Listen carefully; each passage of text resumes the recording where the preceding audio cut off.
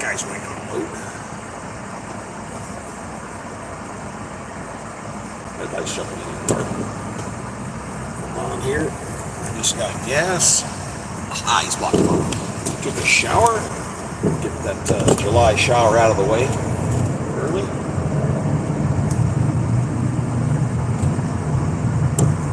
What happened there? Huh. My side mirror was way out of adjustment, which is weird because they're electric and you can only control from inside. Curiouser and curiouser. Alright. Back on the highway. Okay, you're slamming on the brakes and you're going faster. One of you guys got to pick it here.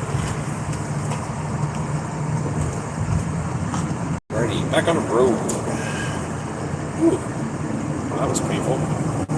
Alright, just pulled out of the gas station, topped off, jumped in the shower, get that July shower out of the way. I did a little live stream earlier here. Hold on a second. Doing a pickup for a company, and some companies are, whoa, bump. Set that. Alrighty. Speed limit is 70, and I'm going a hard 60. Hot, there. Alright, I just had to get gas. Jumped in the shower. It's usually best to take a shower in the middle of the day because there's no line, which there was not. So that saved me a good time. I did a stream this morning, and I wasn't moving, so I tried something different. And I was set up by a marina, looking at the water, looking at the boats going by. So that was something different. I was there about an hour before. The sun was still coming up, so it looked really nice. You guys are going slower than me. That's pretty bad. 139 miles. All right, I got a ways to go before I get to stop. Anywho, that was something different. Tried that broadcast. I did it this morning when I was talking about wannabes. And something I have learned about YouTube is when you put out enough, anybody can post a video on YouTube. That's not a challenge. But when you start putting out a lot, you get set up with what's called YouTube Studio. And YouTube Studio breaks down everything you've done, keeps track of all of it, how many views, and the studio it tells you where in the world you're, by nation, where your people are coming from that are watching your stuff. And mostly here it's United States and Canada, but there's some UK, Germany, South Africa, Korea. I have a couple people from Iraq that come here. And I think the draw is the view. They're seeing where we are, and we are in extreme western Michigan on I-94, and I'm going northeastbound. This is going to be bending around to the east, and we're going towards Detroit. I got a quick load for this morning. The whole industry is a little soft right now.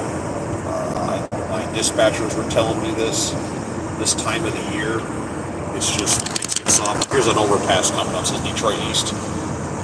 So we're way over here on the west side, and I'm flashing a gang sign when I say west side.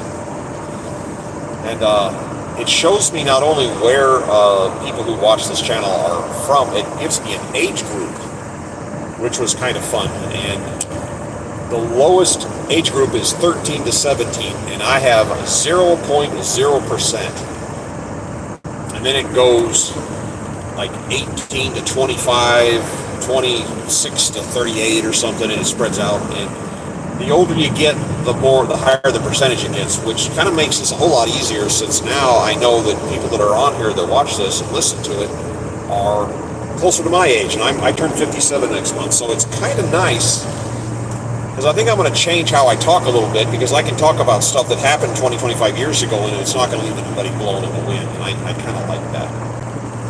And this morning we were talking about wannabes. Those are the people that pretend to have a college degree, or pretend to have military experience, or pretend to have owned some kind of business. The wannabes. We were talking about that. And it brought up a few other things. And I started thinking about music, because I listen to a lot of music going down the road. Here I listen to podcasts. I enjoy audiobooks and music. And as I mentioned the other day, I have a lifetime subscription that I paid for an XM radio. I paid for 20 years ago. The hard copy is in my wife's car, and I have it on my phone. I have an app, and I can Bluetooth it in, so I listen to a lot of music. And I like big band from the 1940s, and I like 80s rock, 80s pop music. And I'm thinking that's probably one of the best generations for music. It's been people actually perform. Now it's all computerized and auto-tuned. I mean, right now with auto-tune, I could sing and sound like Freddie Mercury, and I can't carry a tune in a bucket. I could sound like Britney Spears when she was 16 if they have the auto-tune set properly. So that takes something away from the music. But the wife and I find ourselves watching documentaries and stuff of, yesteryear, and we watched something here a couple of months ago. I made a video about it a long time ago, but I wanted to talk about it again. And if I don't care what kind of music you like, if there is a band standing in front of you playing, they have a theme. If it's country music, everybody's wearing jeans and boots and the cowboy shirt and maybe a hat. If it's a rap group, they may have the bright colors with the top hat and the gold chains and whatnot. If it's a heavy metal group, they're going to have the black and the pocket chains, and they're going to be wearing the leather wristbands. There is a look to a band. It's kind of a theme, kind of telling you they're all the same sheet of music. Universal Uno, hey, you're back. How you doing? So, and then this brings me back to childhood. In the late 70s, I was 12 in 1980. That kind of gives you perspective. Late 70s, early 80s, growing up, high school bands were really, really common. They were everywhere. I mean, any high school had a half a dozen of them. Today, you don't really see that as much. I don't sense that's a thing. And the high school bands would perform the junior high schools, and they, for like a prom or something, and they bounce around. And they're not getting into music to go be professional musicians. They're doing it because it's just a thing you do. It's just fun. And in Great Britain, the music scene then and now, I still think is bigger in the United States. That's kind of the mecca for music. In the late 70s, how are remote jobs from work from home? I've never had a remote job. As a pilot, I was always away from home flying, and now as an expediter, I'm in the van driving. I don't have an office to go to. I just don't have them. I have a building where our dispatchers are, but I've never actually met them. I just drop off paperwork there occasionally. But in the late 70s, rolled into the 80s, you went from disco, and then it went into punk, and then punk was rolling into pop. So in Great Britain, between Scotland, England, Wales, whatnot, there were a dump truck load of high school bands, and usually a band just doesn't form overnight. You just don't get 4 or 5 people come together, bang your band. It doesn't really work like that. You kind of get 2 people, and then they start looking for the 3rd, the 4th, the 5th, depending, and they try out, and maybe somebody doesn't work out. It's not that they don't like them or they don't know what they're doing. It's just that their style or their mindset is different. Freddie Mercury from Queen, that wasn't his first band. He had bounced around a little bit.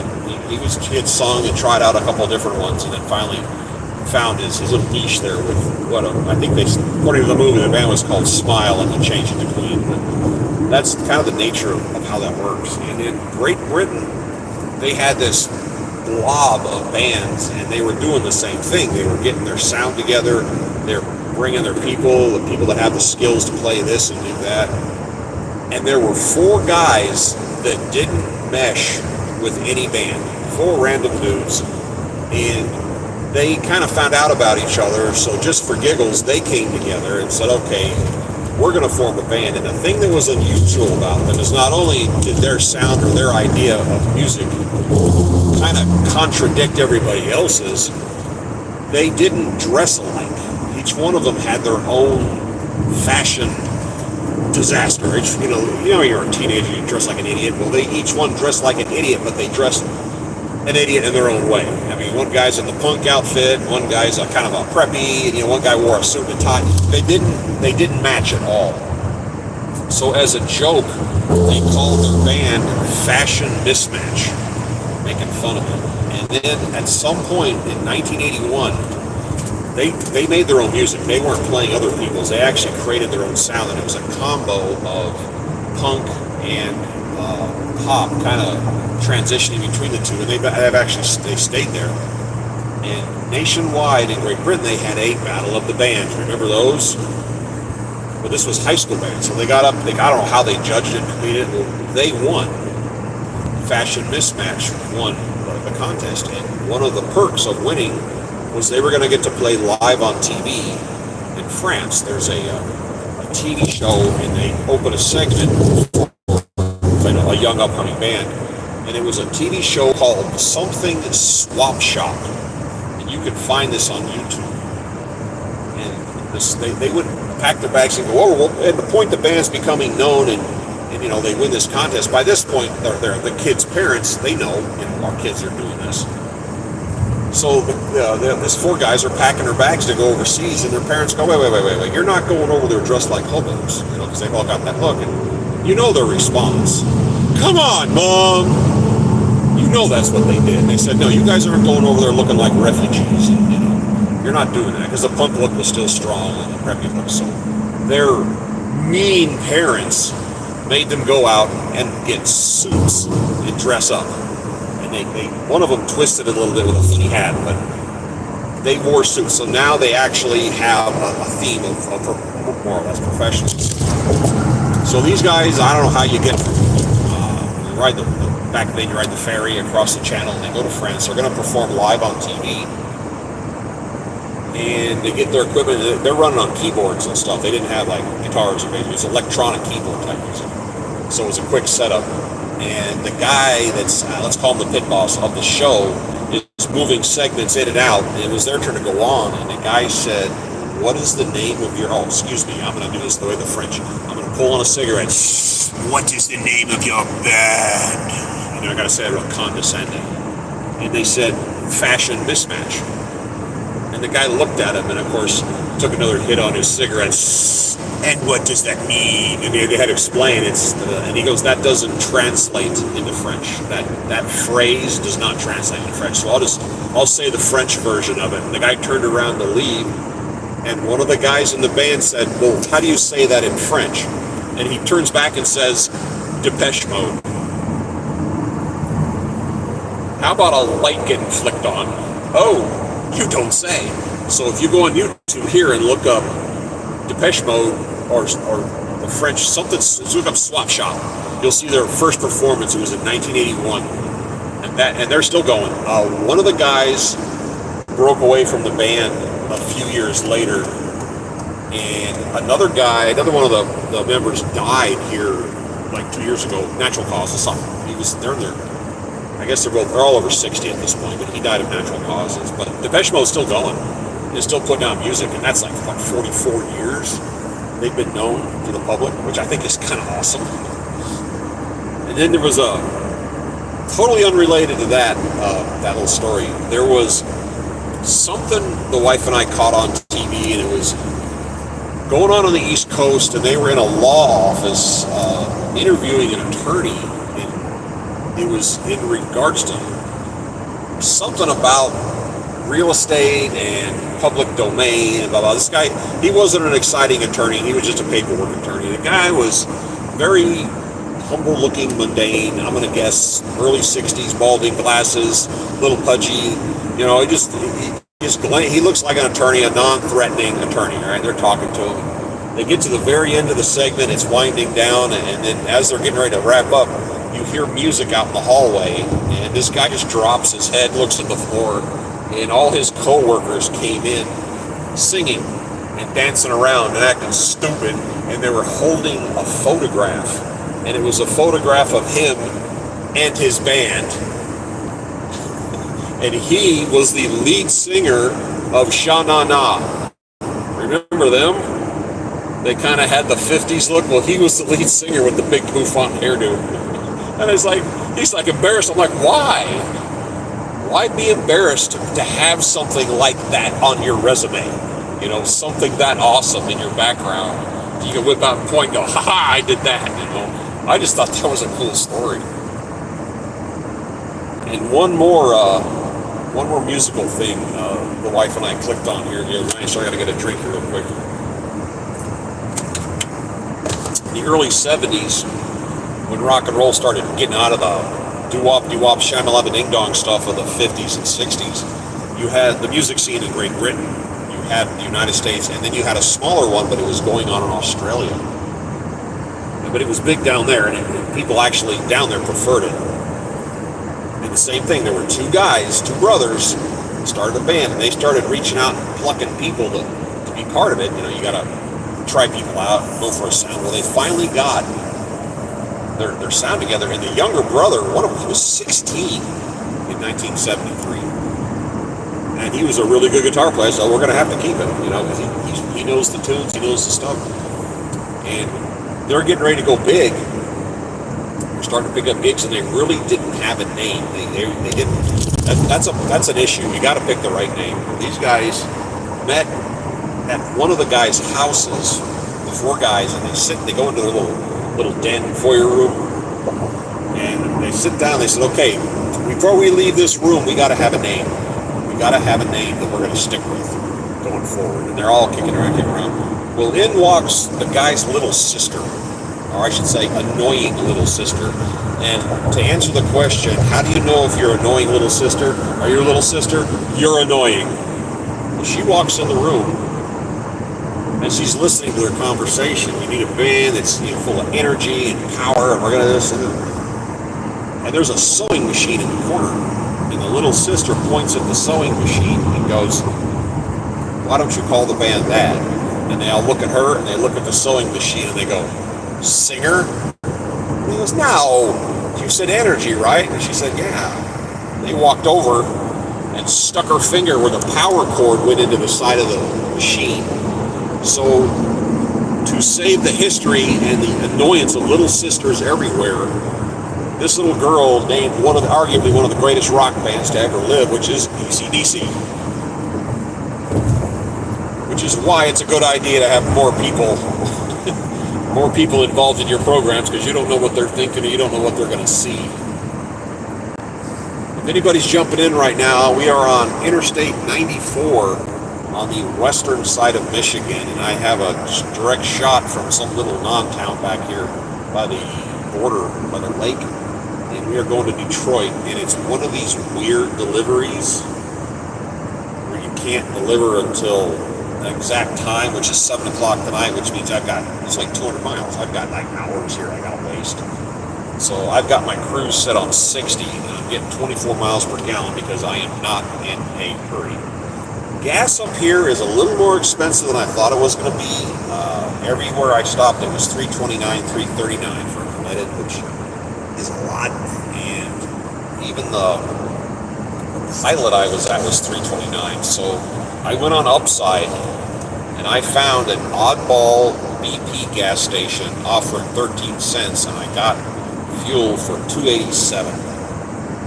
So whereas I push using Pilot Flying J and getting your 10 cents a gallon because of your card, your reward points, in this case, it worked out not going there. It worked out better that I went and use that. So always check that. And that's also a way of finding restaurants. When you're going down the road, if you have Upside, you open it, hit restaurants, move the map forward, and see what pops up. Get a kickback. It's also a way to find restaurants you didn't know existed. Well, that was my music thing for now. Nowadays, music is so electronic. There's some good music out there, but in the 90s, there was a change from a band to a music group. And that would be defined as a band, wait for it, plays instruments. A music group holds microphones, all of them, and they twirl around on stage. That's a music group. And that line got defined in the 90s, so wonder what you're looking at when you're looking at it. Anybody got a topic? Anybody got a question? This expediting business is kind of feast or famine, and right now now it's kind of feminy. The month of July is supposed to go back to normal in August, so I'm doing a bunch of little short loads. And when it's feasting time, I've had 3 loads in one day moving. And this, you get some downtime. And I talked about this morning, but when you're not driving and you're just sitting somewhere hanging out, you're laying in the van, it's warm, you can open the doors on the van and the windows and slide door, you can, ventilate within, as long as it's not too hot, just let the wind blow through. For some reason, every fly on the planet comes inside the van. It is maddening, and they don't leave. You open all the doors, all the windows there, let the wind blow through. Nope, we're staying. Where are you headed right today? Okay, I took off from a little non-town called Stephenville, which is extreme western Michigan by the water, down kind of by towards Chicago area, but on this side. Stephenville, and I'm doing 94, which is not a toll road. I'm going straight east right now to Detroit. And there's Detroit, between Detroit and Toledo is where all the action is. And I mentioned this the other day, I spent an entire evening until the sun came up driving between Toledo and Detroit. Just back and forth, back and forth, back and forth, back and forth, all night long. They were little loads. It's only 60, 70 miles. Getting paid really well for it too, but just bouncing back and forth. A lot of these bigger companies run 24 hours, which makes it kind of nice actually. But I am not in a hurry. This particular contract, there's only one company I know of that does this. They have a very distinct hard pickup time and a hard delivery time. You can't be more than 15 minutes early. And they want this one at 7 o'clock tonight, which means I have 6 hours to go 175 miles right now. So I'm cruising at 60 in a 70, and I'm getting 23.4 miles per gallon. Because I am not in a hurry right now. Let's see if your music. That was a squelch on the radio. There was a lot of radio traffic earlier today. A lot of it. It was kind of surprising.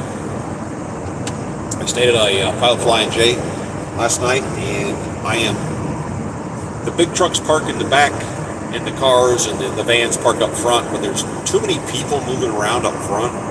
So I find myself driving into the back as long as it's a big enough area and I drive around. I won't take a parking space for a big truck. I mean, they have problems finding parking. I will not eat up a big parking space.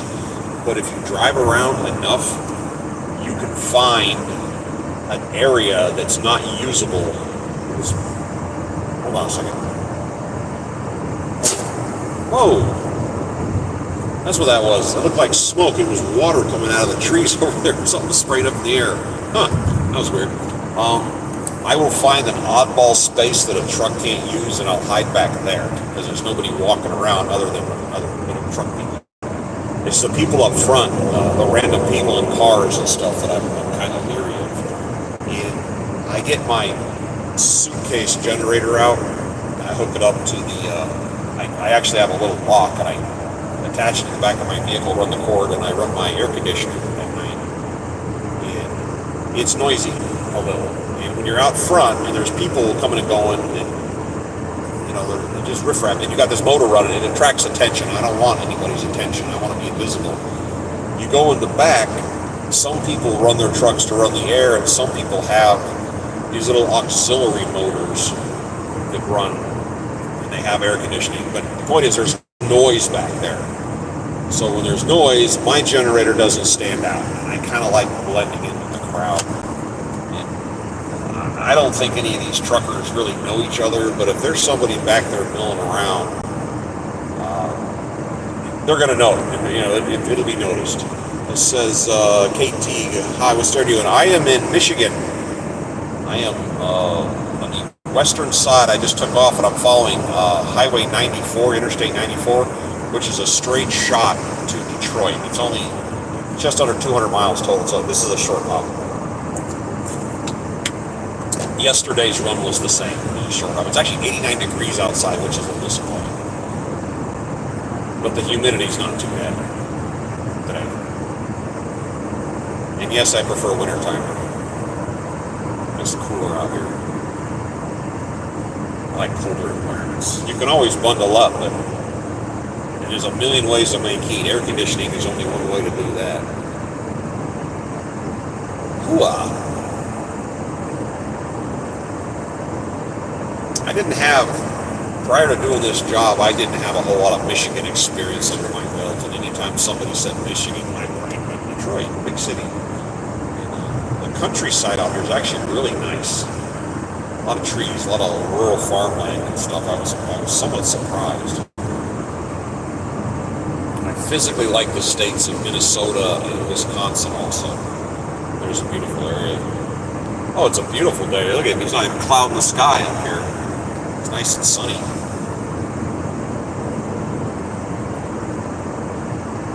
I'm letting everybody go flashing past me. Like I said, the speed limit right here is 70. I'm doing 60. That's why you're seeing everybody blow by me. I get in the right lane, stay out of everybody's way. Check. 23.5 miles per gallon.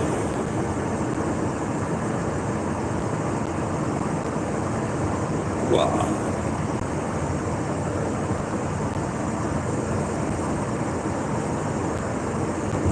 Satellite radio is kind of an addictive thing because there's no commercials on there. You get used to that after a while. And when you turn on a regular radio, you start getting commercials and you get an attitude a little bit. I don't want to hear that stuff.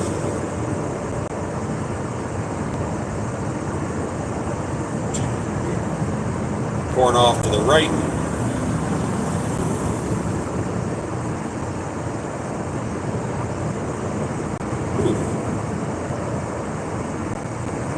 I had a guy in here came on one day when I was filming, and he said he was from Iraq, and he was wondering why there are so many trees. And I'm like, well, the terrain here is different, the soil is different, everything is different here.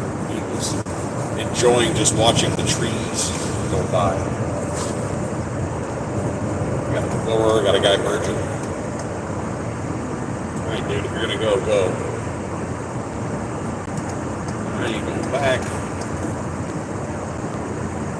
Yeah, I was talking about earlier, I have a YouTube studio and it tells you where your viewership is coming from. And I have South Africa, Iraq, South Korea. I had a guy from Zaire, New Zealand, Australia. I've had more than one person from Berlin. A guy from Norway. Anybody on here right now, where's everybody from? I'm curious. Because different times of the day gets a different type of reaction if it comes on here. There's an expediter right there. See that white van? Kind of generic. He's got Texas license plates. We're in Michigan. He's got Texas license. I'm saying you don't really notice it, but that is an expediter doing what I'm doing right now. He just burned more gas.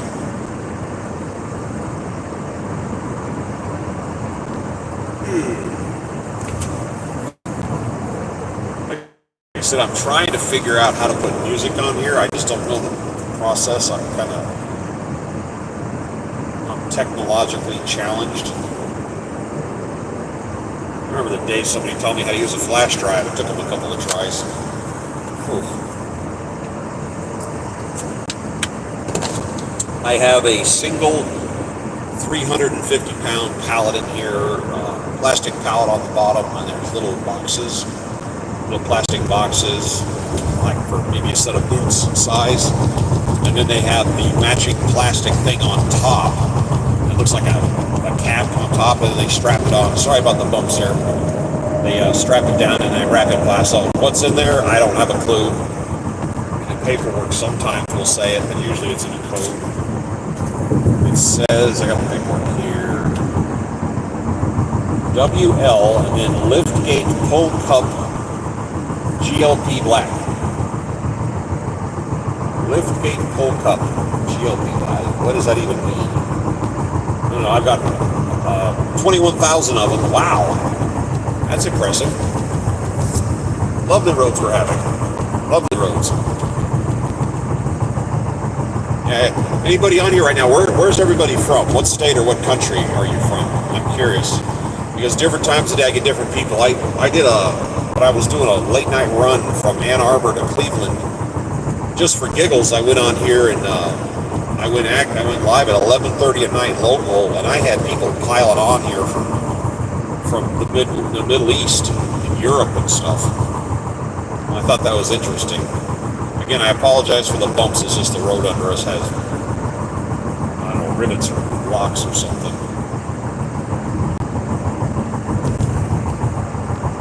One of the stranger loads I carried was dipsticks.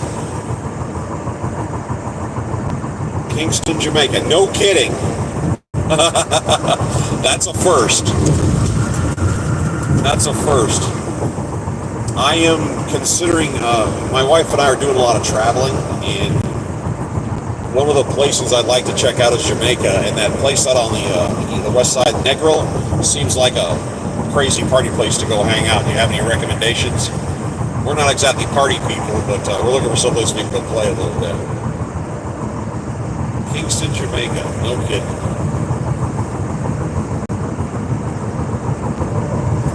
You're the first person from the Caribbean I've ever had on here. Oh.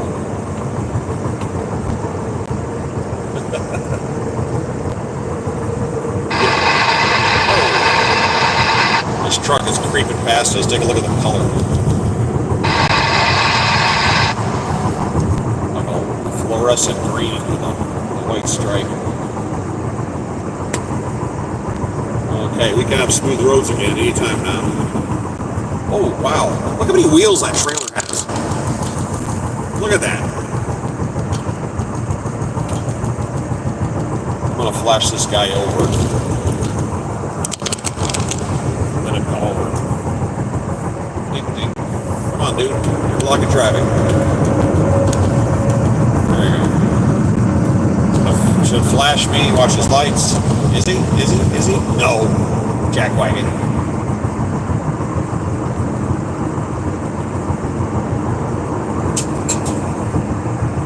Did we get off? No, still doing it.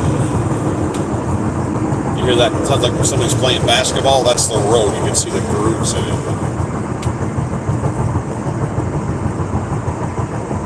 Alright, we can stop now. Ah, it stopped.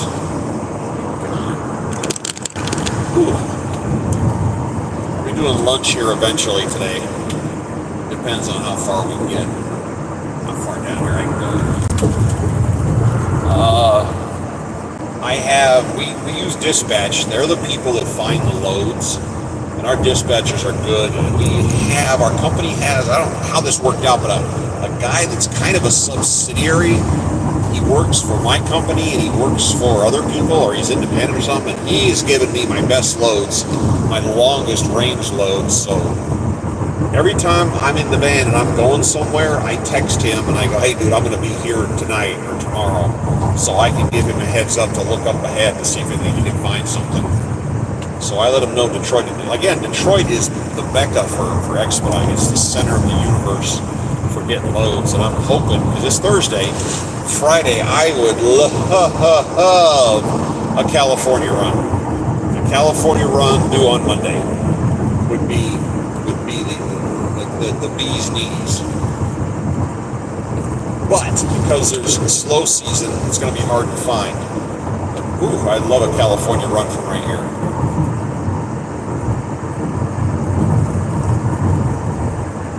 I would once again follow the Cannonball route, and I would go to Grand Junction, and I would eat a buffalo burger at the rock slide, and take a picture and send it to my wife. And go,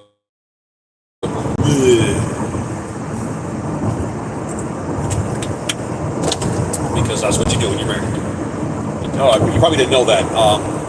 If you're married and you eat a good meal without your spouse, that's cheating. I found out.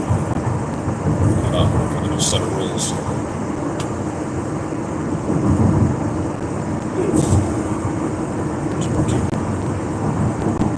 Anybody got a topic or a question?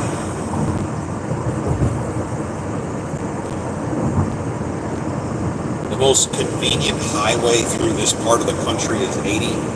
I-80. It's kind of 80, 90, depends on where you are. The problem is, They put toll roads all over it, and they're not cheap, especially when you're driving a commercial vehicle. So a lot of people, well, that guy's going fast. A lot of people will work their route around them because you're losing money. You're out here trying to earn a living, and if you're spending an extra $20, $25, you don't have to. It's not really worth the hassle.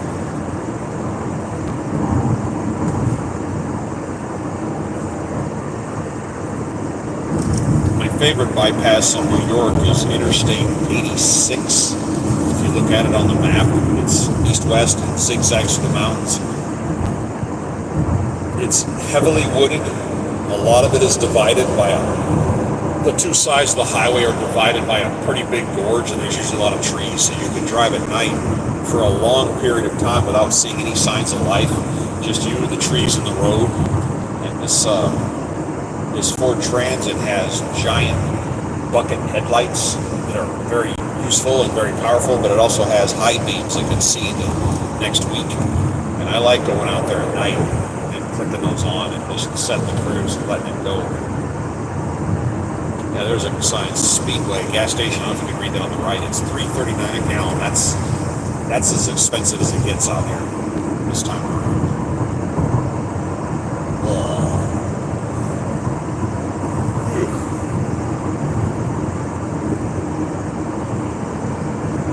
Yeah, I ran my air conditioner until about midnight last night, and then I jump out and I sometimes check the fuel around a little, and when I jumped out, it wasn't that hot out, so I turned everything off and cracked the windows and went back to sleep without the air conditioner.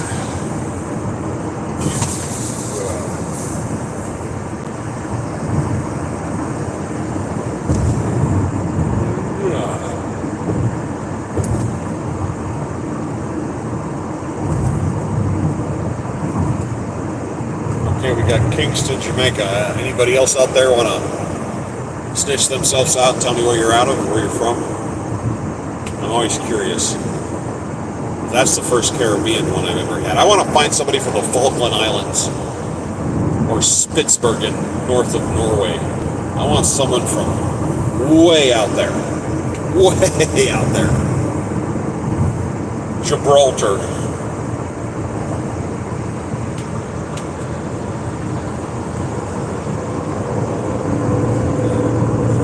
Illinois, all right, yeah, looks like the Midwest. Yeah, this is Michigan.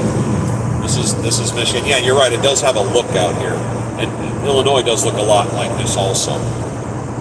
Driving up into Minnesota, Wisconsin, it's got a kind of a common theme. I made a delivery. Oh, wait a minute. Hey, dude, here's a.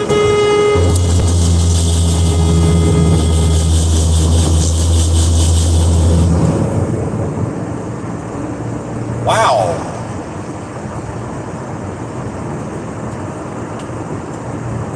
Wow, that was special. Did you just see that?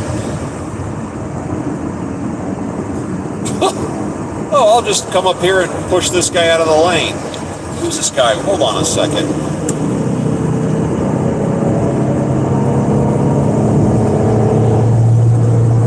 Who's this jackass with?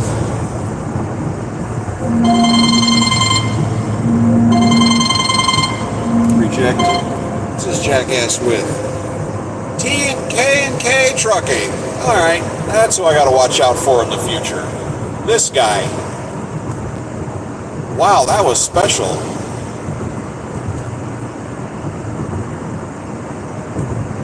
I'm going to keep him behind me for a while. Now he's merging over. I'm going to hold him back here so I don't have to think about this anymore.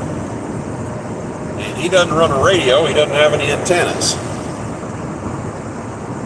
Wow. That's what dash cameras are for.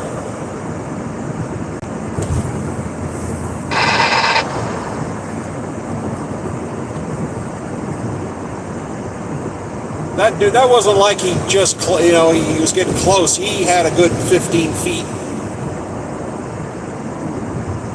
Maybe he didn't see me, broad daylight and everything. I'll keep him back there for a while.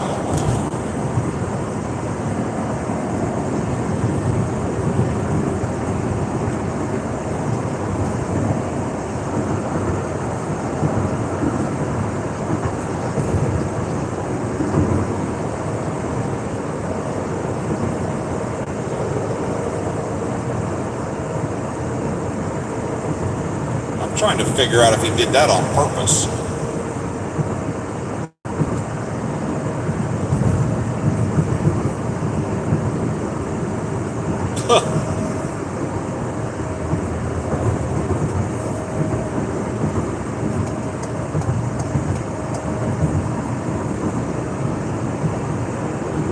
So let's try this again.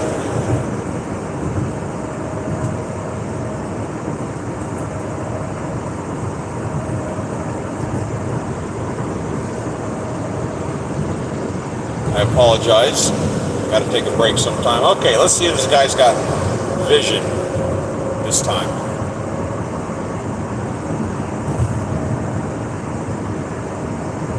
Hey, look at that. He has the skill to go past somebody and then merge.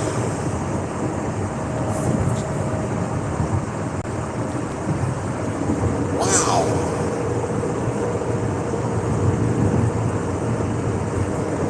Wow. That was special. Sorry, that kind of threw me off my game. Little Summers. And here's the worst part. I don't think you can see this on camera, but I was literally looking at his face in the mirror while he was letting himself over.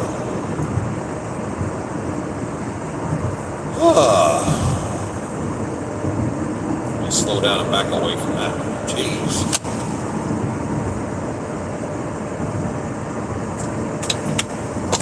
Wow, that'll take the wind out of your sails. Holy crap. Anyway, sorry, I wasn't expecting that.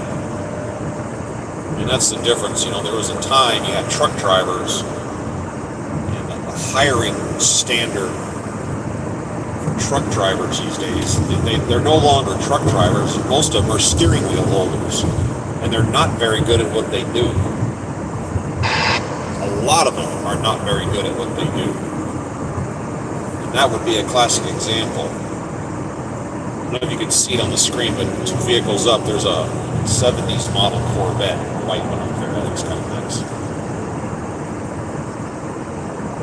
The rarest car in the world, a 1983 Corvette. Why? Because they didn't make a 1983 Corvette. They made the 70s model up until 1982, and then they started talking about the new 84s, and they just stepped over the 83 in its entirety.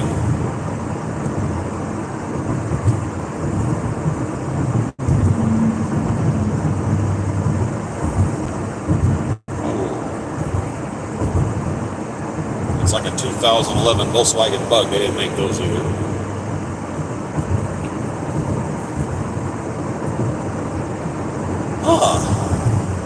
I'm sorry, that just reprogrammed my brain.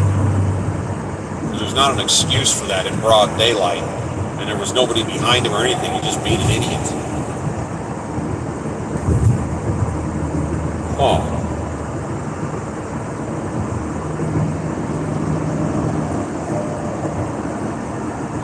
Vehicles out here. There's sleeper, the original sleepers on trucks were tiny. They were like 24, 28 inches wide. There was just enough room to climb over the seat and lay down if you were thin and sleep there. There was nothing else to it.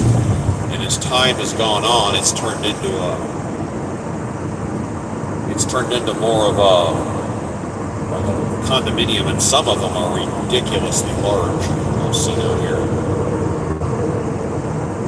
Here's the guy in the green and white truck next to us again. Oh, wow. All right. So anyway, I got Illinois and we got Jamaica. Where's anybody else from?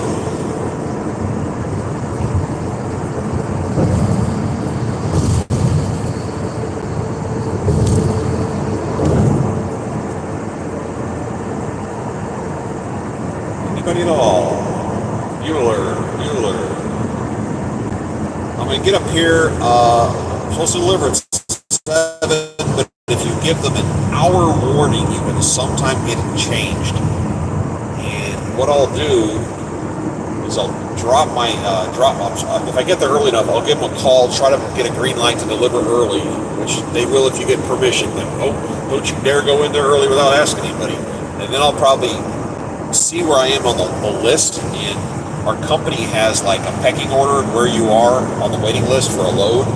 And because this is such a popular area, I've been number 14 out of 14, so I'm not getting a call anytime soon. And if that's the situation, I will probably boogie down the highway to our corporate there in Toledo. And like I said, they have laundry machines, the washer dryers, they have showers there, bathroom, and you have a place where you can do that stuff. So I will probably, depending on what it looks like, I'll probably boogie down there and do my laundry and hang out in their parking lot, because there's actually places you can park there at night. So that's probably what I'm going to end up doing, unless I get a call for a load. And sometimes I've actually gotten a call going down the road, but you got to be kind of isolated. You got to be where there's nobody else, and they'll say, hey, are you going to have enough time to drop it, go get this one at this certain time? And that's actually the best situation, when they have your next load lined up for you.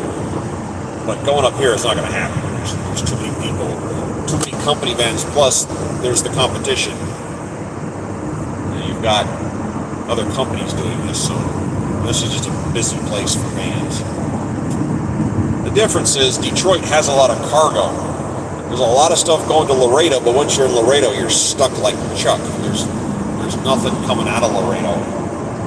But I take Laredo runs because I just go home from there, Texas.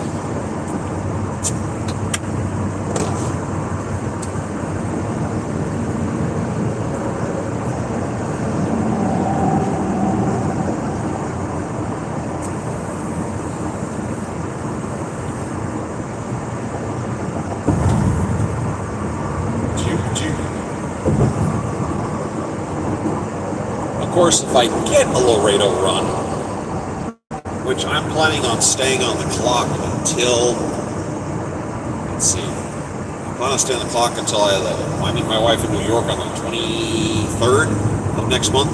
But if I get a Laredo run, I will probably run home and hang out for a few days. So let's see what happens. And from up here, that's like 1,400 miles. It's a good drive.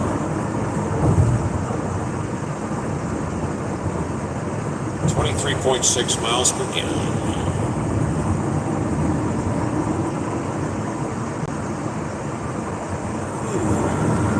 Kalamazoo, Battle Creek. I got a trivia question for you. What makes an international airport an international airport? What do you have to make your airport can apply for and receive international airport status? That's your trivia question, if anybody knows the answer to that. And it doesn't have to be by a border, it doesn't have to be big. In Hobbs, New Mexico, in Hobbs, there's nothing in Hobbs, the southeast corner.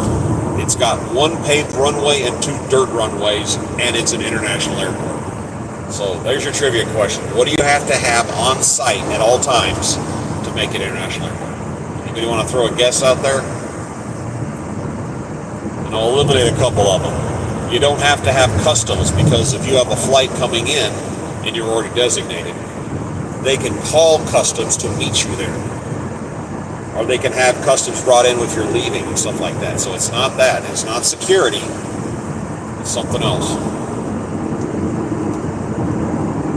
And don't worry, most people that fly for a living don't know the answer to that question. I hum the Jeopardy theme song, but I don't think I know it. Okay, I'll let the cat out of the bag. You have to have an incinerator on site, permanent incinerator, for foods, fruits, vegetables, plants, anything that can carry diseases and whatnot. But you have to have an incinerator, and if you have that on site, you can apply for and receive, with other criteria, international airport status. Because that little airport back there, Battle Creek, said Battle Creek International Airport. Ooh.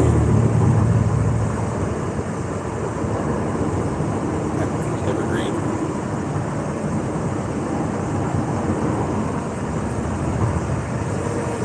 There's a creepy billboard on the other side of the highway that's nothing more than a close-up of a person's face, their eyeball staring at you. There's nothing around it, nothing written on it, just eyeball staring at you.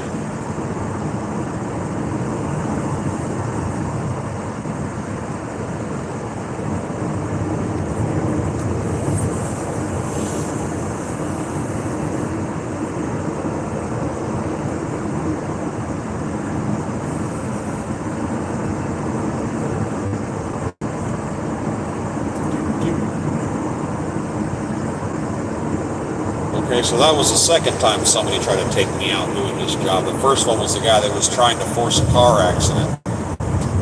He snuck up on me in the dark with his headlights off and tried to cut in front of me to get in a wreck with a commercial vehicle, and managed to wrap his car around the front of the van and miss me completely and slam into the guardrail without my assistance. It was actually kind of funny.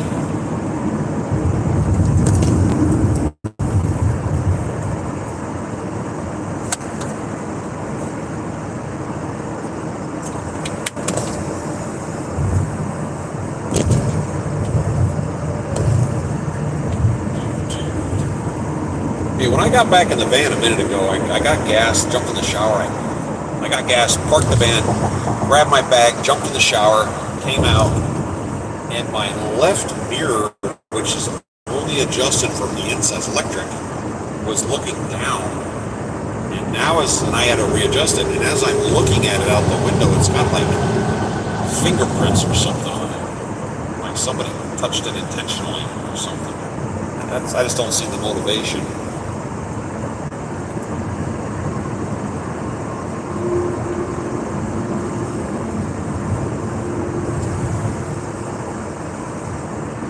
Literally going 10 miles per hour slower than everybody to stay out of everybody's way, and the guy still couldn't get past me without merging into me. I don't get that.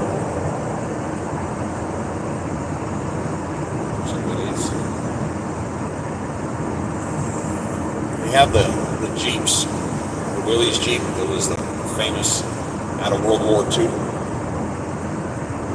The military gives these big names to equipment, and like the Jeep was originally called a quad, and it ultimately was manufactured by 3 or 4 different companies because they needed not just the U.S. military, other allied militaries around the world.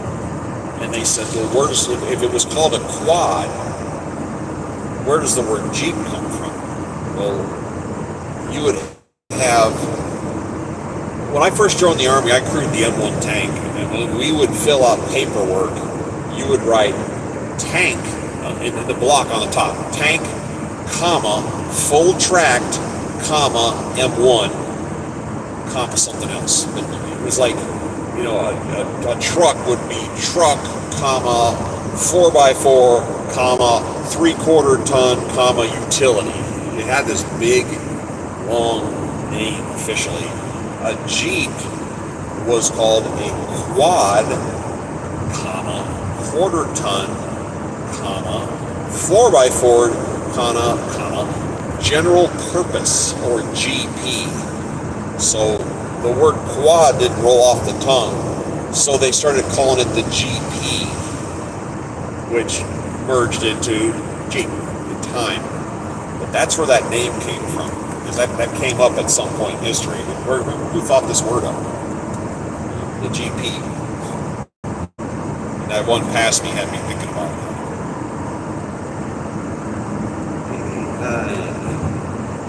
3,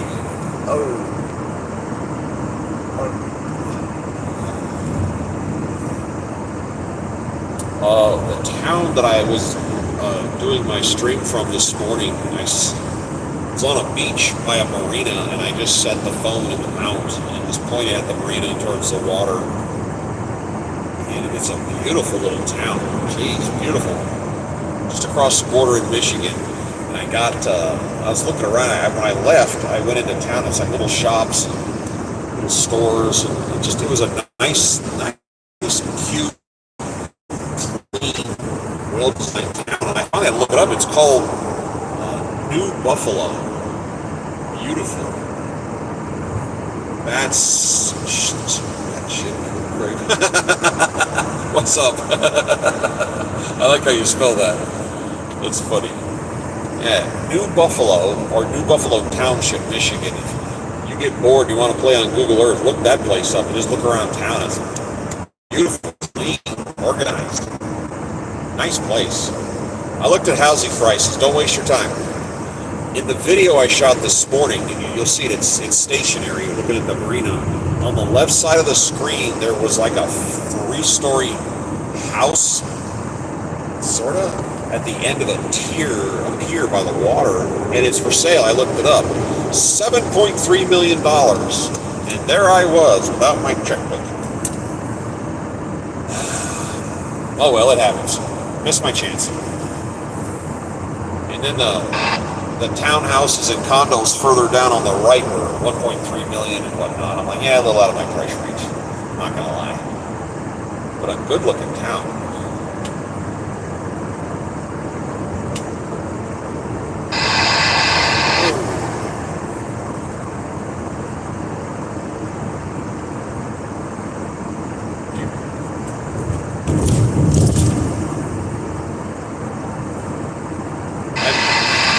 I bought this van used in January and really took hold of it in February. It had 108,000 miles on it, and I'm looking over here. I have 149 on it now, so I've put 40,000 miles on this year so far doing this job. had to spend some money on it. I did the air filter, which takes a little bit of surgery to get it swapped.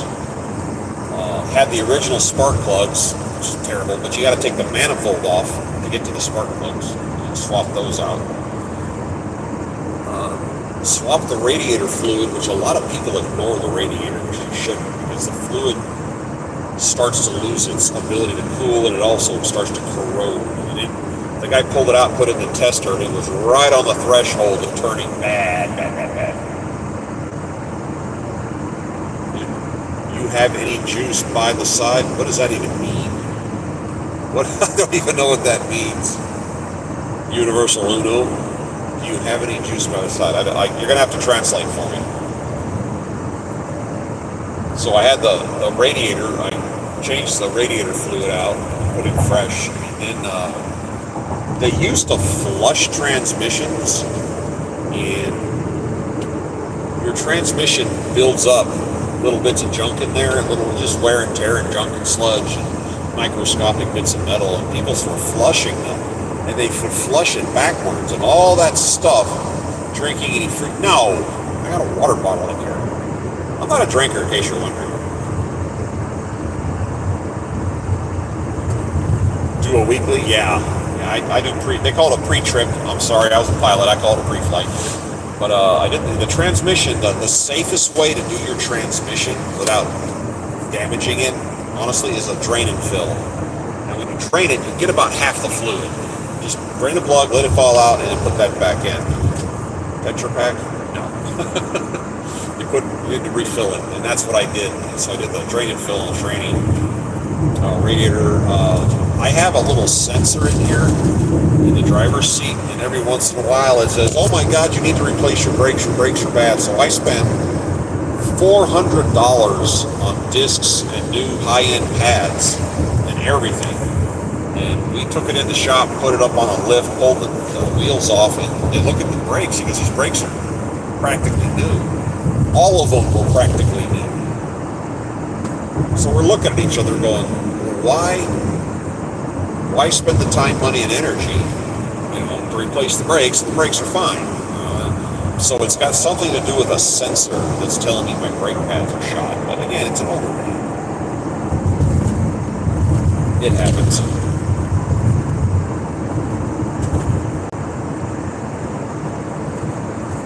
And honestly, when you're out here doing this job, you're not really using your brakes that much. My last van that I did this with was the tall, long version, the one I can walk around in, and I'm tall, and it's extended, and we bought it new. I ended up putting 180,000 miles on it before we had to stop, because Brandon was in the White House and the gas prices went through the roof.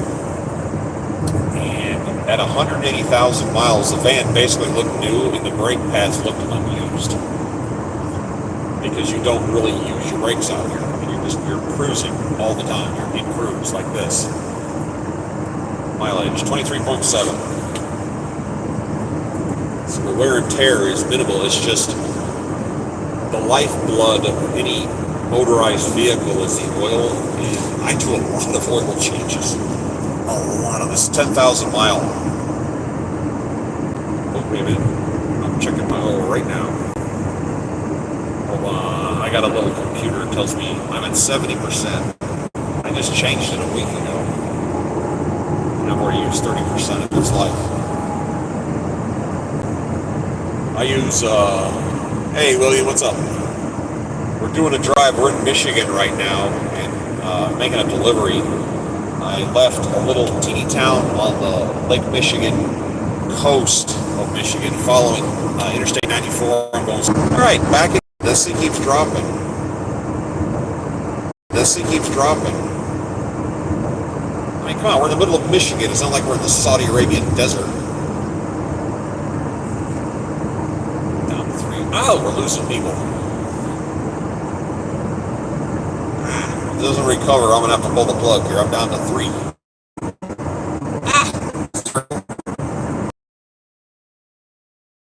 We're doing the load for this customer is really weird about the times on their deliveries. They say this is a hard number. They want it at this moment right here. Oh, okay, whatever. So, but if you get a clearance, if you can do it a little earlier, you can. If you give them a warning, they can sometimes let you in earlier. So, let me see what time I get up here. And I'll see if I can drop this off, get rid of it, and get out of here so I can move on. Because that's kind of the point of this, is get the load out as quick as you can, get it in the done category, because everything that you deliver, if it gets officially put in your phone and done by midnight on Sunday, you get on the next Friday's paycheck. And as soon as you hit the app and it says done, you then turn around and get put back in the lineup for another load. So it works to your advantage to get your loads out. I still want my California run. California or Laredo, I'll take either one of those.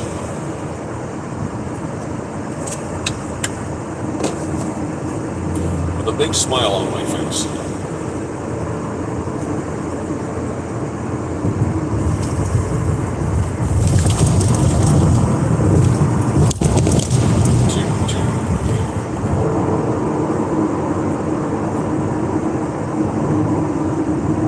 It's fun to film early in the day and late in the day because they have, it's called the golden hour as the sun is rising and setting because the lighting is just better. When it's overhead like this, it's kind of generic looking. And the one California run I did when I was out expediting here a few years ago, I stopped at a pilot in extreme western Nebraska.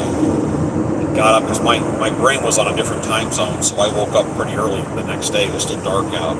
Jumped in the van and took off and went a short distance down 80, then turned down 76, which brings you into eastern Colorado, kind of at an angle to the southwest, and then the sun started coming up.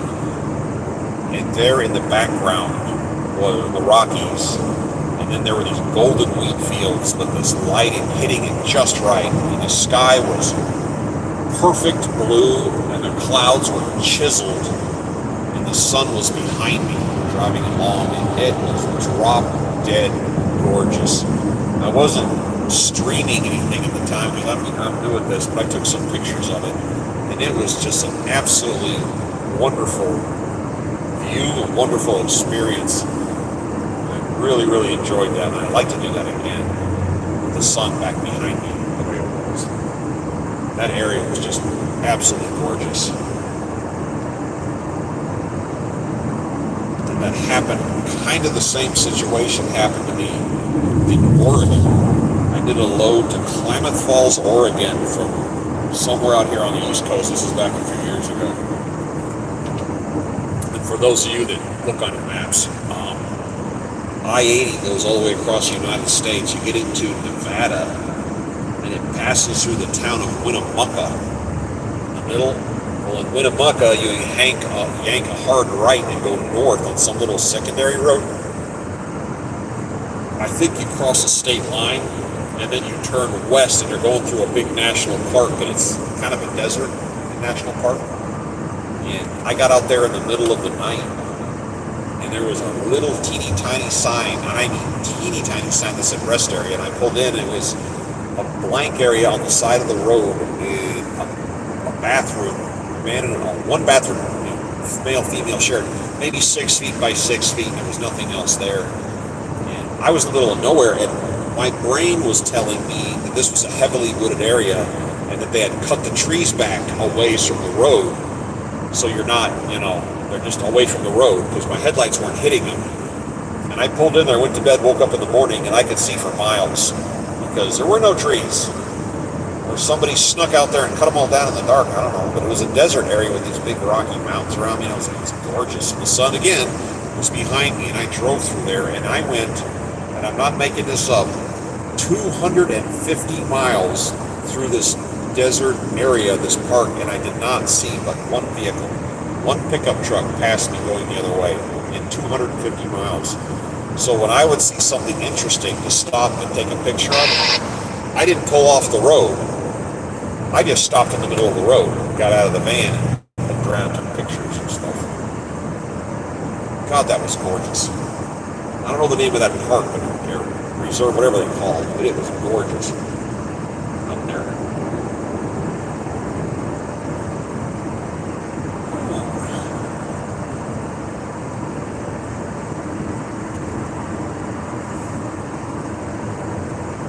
According to my GPS, we are going through a town of sorts. I can't tell what it is.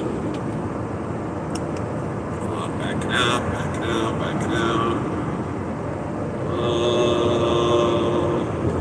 There's something off to the... Okay, we are passing Battle Creek, Michigan. It's out our left door here, to the north of us. So that's what that is. City of Battle Creek, there's the sign.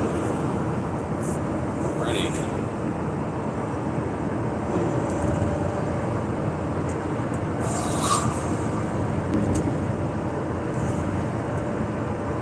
I actually slept pretty good last night.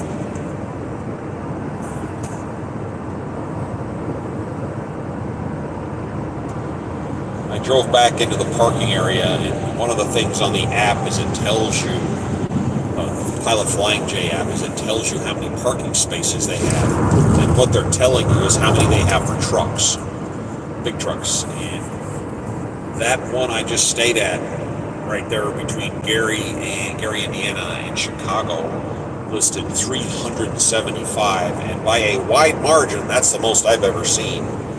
So I figured they'd have some little hidey holes. And back in there, they have that, I think it's called Imperial. It's a company that does truck washing. Because you can't just pull your 18-wheeler into a car wash. So these companies, I think it's called Imperial, they'll be randomly on the side of the road, and trucks will pull in there, and you pull into a building, close the doors on both ends, and you're in there and they do their thing. I don't know how it operates, I've never been in there to watch them, but they had one on site, and they had their parking lot with those concrete barriers where you couldn't get in there in a truck, the area they don't want you in, they have it made so only a car can squeeze in. But I got my van in there, and there was some parking, and I went all the way to the back, and I asked the guy, does anybody care if I hide out here? And the guy's like, no, you're cool. So I was kind of protected in this area, surrounded by all these large vehicles and the people that work there, because I didn't know this. The car wash people are physically in there doing it. It's not an automatic system. And it's open 24 hours a day. I thought that was kind of cool. So I had on-site security, and it was well lit. When I get up, midnight, 1 o'clock in the morning, I check my fuel tank on my generator, and I jump out with a flashlight, which was a complete waste of time because it was lit up like a Christmas tree.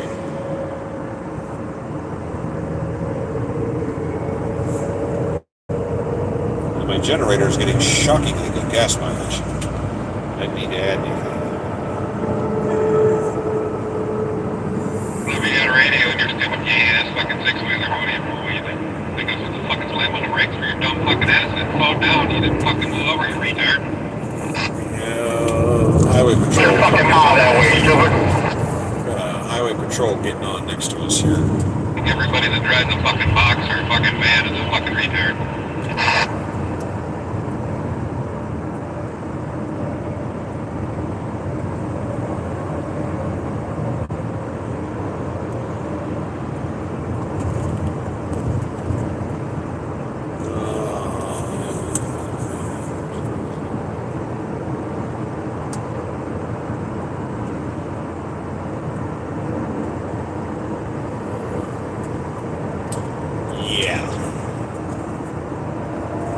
Somebody, that's gonna be the guy behind us. Yeah.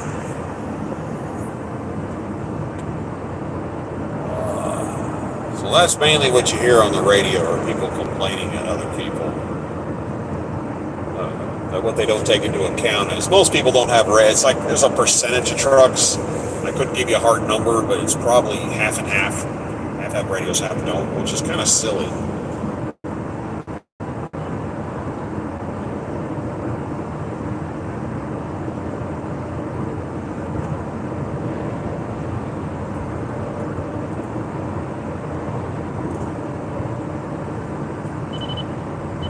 Again, if you get a radar hit, it depends on your unit, it depends on what kind you have, the range and the sensitivity. I have a Cobra RAD 350 in here, and it's not a high-end unit, it's kind of medium low range price wise, but it has good features. And that fucking engine in that phone, I can't. It's got it's programmable, and that's important because it picks up, if you leave it just the way it's set from the factory, it picks up all three bands. You really don't want that because the original radar band was called X band. Nobody uses it, literally nobody. It's from the 1970s, but every automatic door at the grocery store does, so they go off constantly, and you just kind of ignore it. And then K band, so again, if it keeps going off, that means you're riding with somebody going the same way you're going. And I think that's what's going on is that highway patrol got on behind me. I can't see him back there, but he merged onto the highway. And I think he's back there just letting it run. The first dedicated radar band that was ever made is called K-band. And about 10, 12 years ago, they started installing that anti-collision stuff in the higher end cars and it slams on the brakes for you. Well, those are transmitting in K-band. So you've got a radar detector looking to pick up K-band, and there's cars all around you transmitting K-band. So there are some police departments and highway patrol that use K. It's a little more primitive, and it has a limitation. They can't use it when moving. You have to be stationary to fire it. So the one dedicated radar band that's only for police guns, it's not used anywhere else, is KA band. And they can use it stationary, moving, whatnot. That's fairly accurate. So when you get a radar detector, make sure it's programmable. And turn off K and X. Just turn them off completely. So it only picks up the KA band. Because if you have one that picks up all of them, that thing is going to sit in your car and just go blah, blah, blah, blah, blah, 24/7. It is going to make noise to the point that you just mute it, either you turn it off or you just completely ignore it. So when it's doing you good, you don't know it because you're used to just not paying attention. Like the car alarm won't keep going off. That's why this has been on this whole time we've been talking, and that's the first time you've heard it because it's quiet. But it's a Cobra RAD 350, highly recommended. And if you haven't driven, if you don't use radar detectors, it's a good driving aid. You don't need to be a maniac. I mean, right now I'm going 10 under. I'm not speeding at all. But it lets you know what's going on around you, and that's important. And the one time it does save your bacon, it's paying for itself. If you literally took it out, saved you to take it and throw it out the window, it was worth it. And where it comes in useful for me is when I get off the interstate and I start driving down these country roads in these little towns where the speed limit drops from 50 to 40.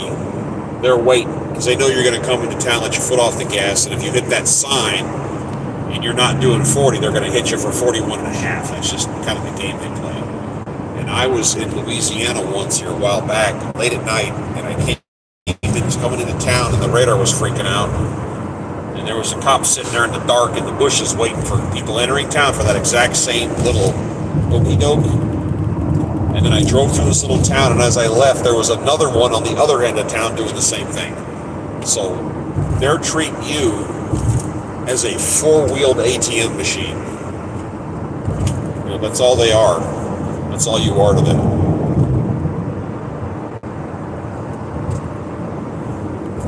So it's just a cheap insurance policy to have. And I got a friend of mine out in Arizona, and I had an extra one of these. I don't even know why. And I programmed, I mailed it to him, and he put it in his car. And he's got it all hardwired in and set up high and out of the way. And he said he's never run radar in the past, but he says, I don't know how I live without this.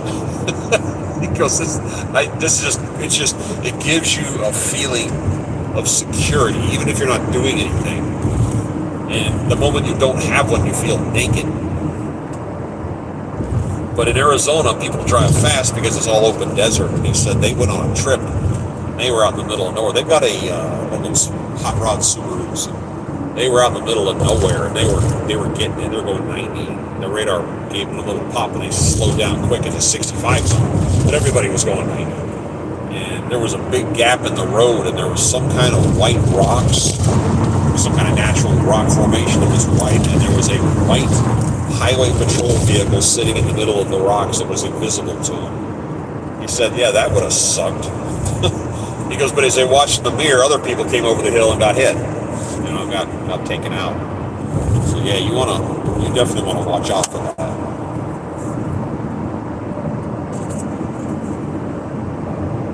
Fort Wayne, Lansing, Michigan, 69. Off to the left, I don't know if you can see, but there's a huge, check this out, huge solar panel farm. You see that? Huge solar panel farm. The only complaint against that kind of a setup is don't use farmland. Use land that you can't use to set up solar panels. But I don't know if that's any good or not.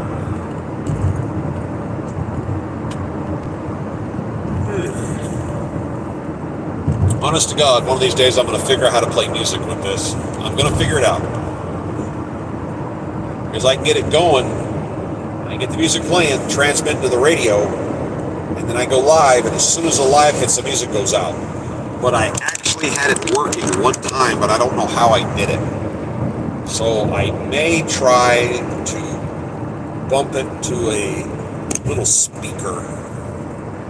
See if that speaker will play it, a little bass Bose speaker system. I may experiment with that later today.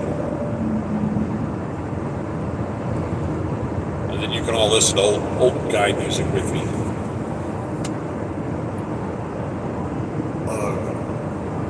I like 80s tunes and big band. Those are my two favorite.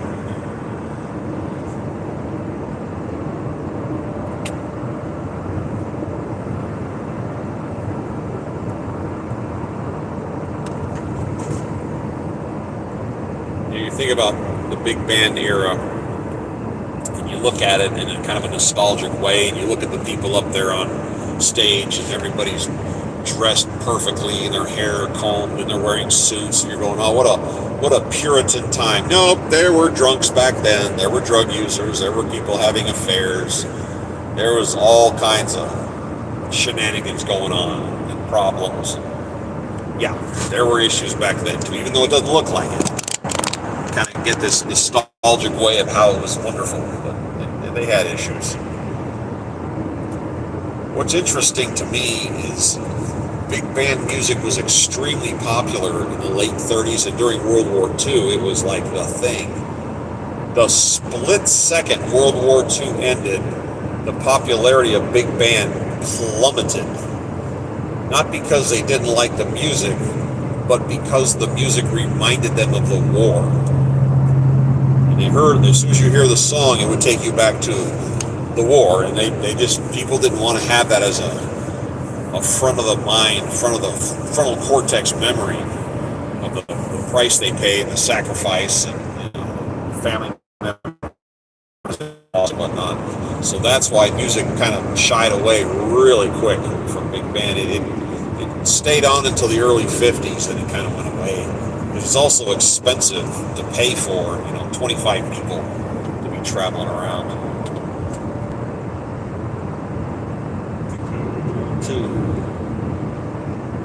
This is telling me I'm a little under 2. Well, I'm not going to be that far out. Probably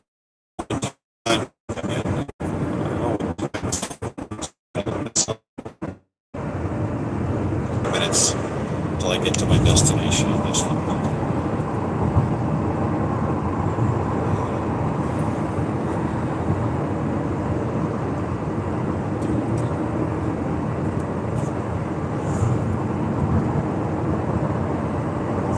I have a series of videos I like to shoot with my wife being involved, and I never warn her what I'm about to do. I just do it. And her warning is I just say filming, and then she knows that I'm going to start talking. And I use her as the prop, or I use her as the butt, or I get a reaction out of her. So whatever reaction you get from my wife is real, because I sneak up on her with stuff, and I enjoy doing that. And I have been home in a couple weeks now, and I have a little inventory of stuff I need to throw at her, and I have to do it in her presence.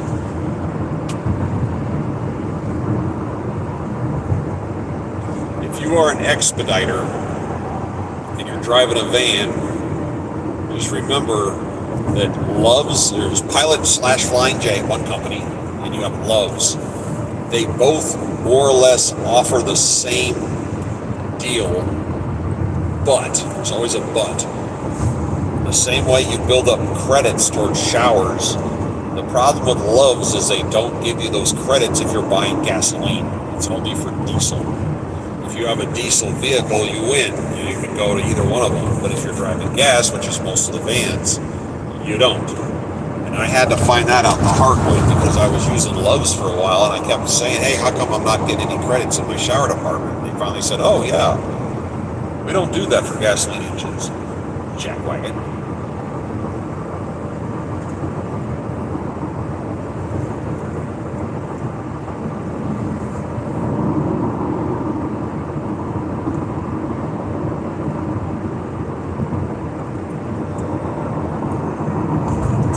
Nope, that's a rest area. Wow, that's a big one. Wow, I'm that far out? Detroit, 122. Jeez. Of course, I'm only going 60. That may have something to do with it.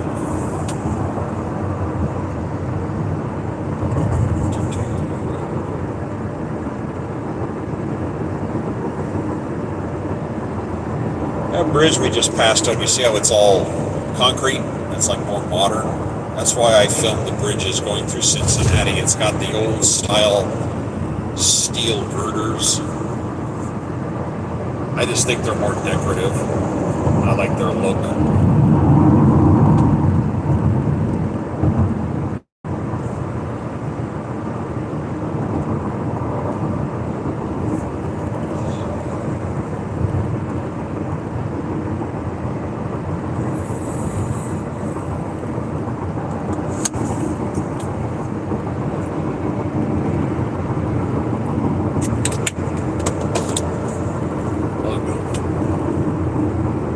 Again, if you're expediting or getting into expediting, laundry is a thing you got to worry about. In the summer months when it's warm, I drive in shorts and I wear flip-flops. I'm wearing them right now.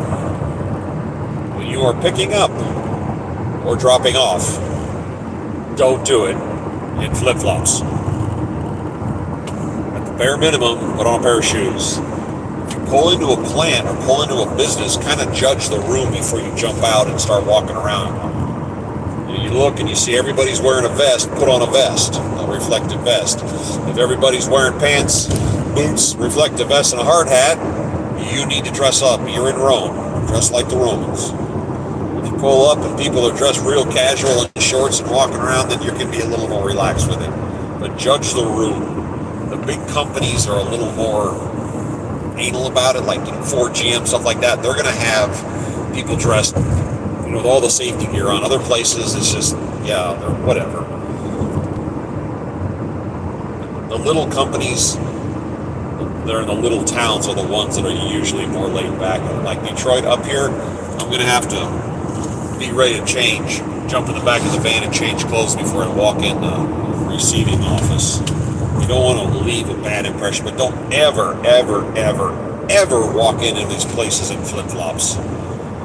It makes you look stupid. It makes your company look stupid.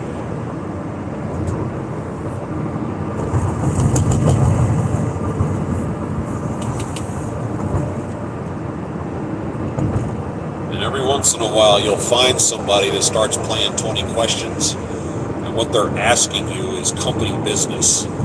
They start asking, how much do they charge? And, how much are you making off this? Don't be giving away company, what I call proprietary information. Kind of keep that to yourself. A real quick, I don't know is a good answer. I don't have a clue. But some people will start poking around and trying to find out, who's what. It's none of their business. I've run into a lot of that, especially in aviation.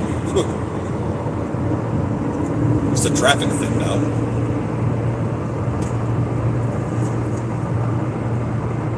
I've seen a couple of van guys out here that put Road Warrior grills on their vehicle, and I don't disagree with that. If I could find one that was reasonably priced, I'd put that on here. At nighttime, guys hit deers. They hit deer occasionally, and I was talking to one guy. He had a big chunk of his fender was missing because of a deer strike. So you got to watch out for that stuff. But if you put a Road Warrior grill, make sure it's not too heavy and it's not overly dramatically articulate. What's the word I'm looking for? You don't want to grab a lot of air.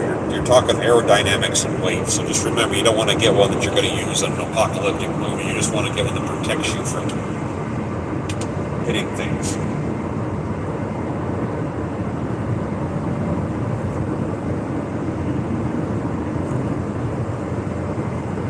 Always carry spare headlight bulbs and turn signal bulbs. That'll get you pulled over really quick if you have a headlight out. And I made a video about it. They're real easy to change. In the Transit, it's freakishly easy to change light bulbs in this thing. And you buy them, they have all these fancy models, and some are cheap, some are expensive. I buy what's called the basic, and they're HID. They're not LEDs. LEDs are bright if you are looking at the light, but the light does not project very well. So don't put LEDs in your vehicle because you can't see anything. So just put the original HID bulbs. I buy what are called the basics. My package, I think, is a 2-pack. I think it was $16. And I had it under the seat when I came out here working. First time, it was a second-hand van, right? I don't know the history of the light bulbs in it, so I just threw them under the passenger seat. There's a storage box under there. And I came out here doing my thing, and one night I pulled into a warehouse, and I'm shining my lights at the wall going, that wall doesn't look very bright. And I got out, and sure enough, lost a headlight bulb. So when we were done dropping, I whipped out my little tool bag, popped the hood. I made a video about it the other day. It's very simple to get the headlight bucket out and change the bulb. Real simple. If I can do it, anybody can do it, because I'm an idiot with tools. And then I made another video about almost the same thing. I was pulling in, your turn signal goes tick, tick, tick, tick, tick, tick. I hit the turn sign, I went tick, tick, tick, tick, tick, tick, tick. Okay, what that means? That means the circuit's not closing properly. So I pulled over, and I got into a parking lot, and I clipped on the right turn signal. It sounded normal. Turned on the left turn signal, and did that little tick, tick, tick, tick, tick real fast. I jumped out. The rear was working great. The front didn't work at all. I said, okay. So I went into pilot, I didn't have turn signal bulbs, and I was surprised how inexpensive they were. I got a 2-pack for $6, and I just changed both of them. Because if one goes out, the other's going to go out. So if you have a headlight go out, change them both, because both of them have been used the exact same amount of time, and if one goes out, the other one's getting ready to go. So change them both, be done with it. And since I had a 2-pack of turn signals, I figured I'd do the 2 of them, because I don't want to have just a random light bulb rolling around in the compartment over here.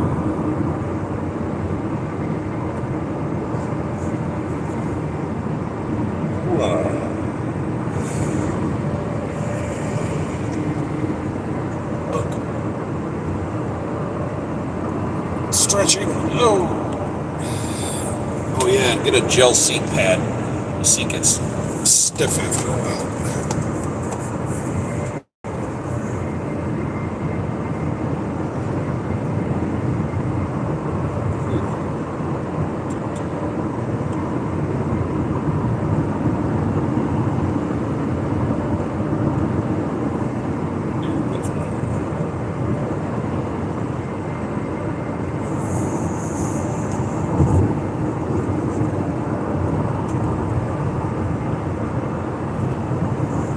Side construction.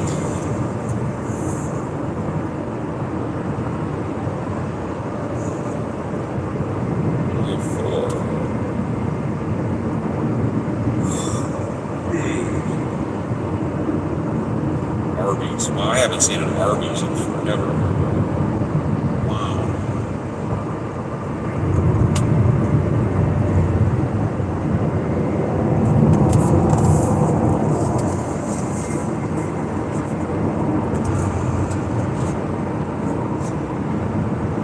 Gas up in this part of the country is high. This is about the highest I've seen.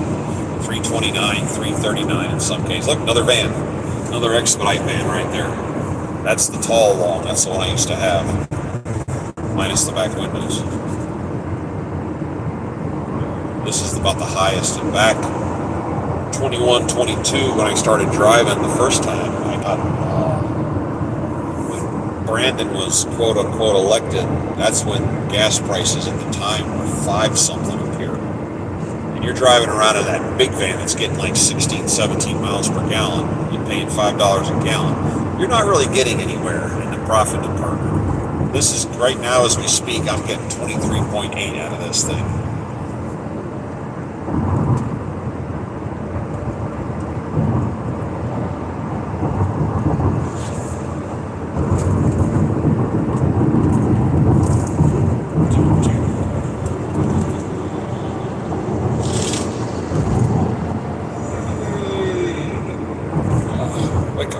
Wake up.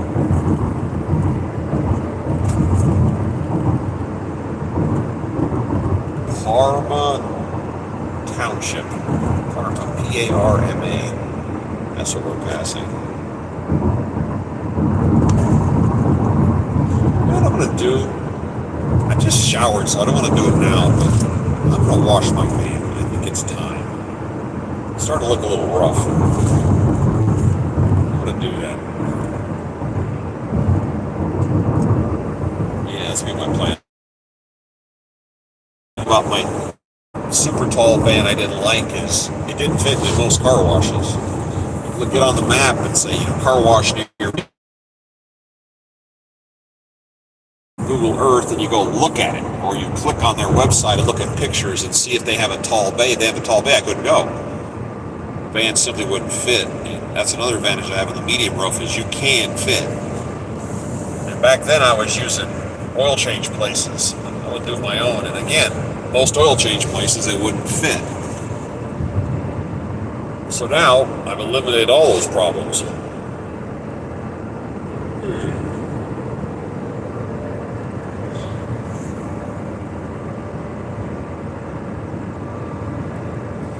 Alrighty, folks, I need to pull off here in a minute. I'm coming up on 100 miles on this run. I need to get something to eat. It's 2:30 in the afternoon. I need to walk around a little bit. I'm going to catch up with you guys later. Thanks for tuning in. I like it when people ask questions. I like when people throw their 2 cents in. It makes it more fun. When you ask questions or have comments or tell war stories, and I enjoy that. I'll be back if I get a night run tonight, and it does happen. I will definitely come back on here, because that's when I get some people from different parts of the world start showing up. All right, well, take care.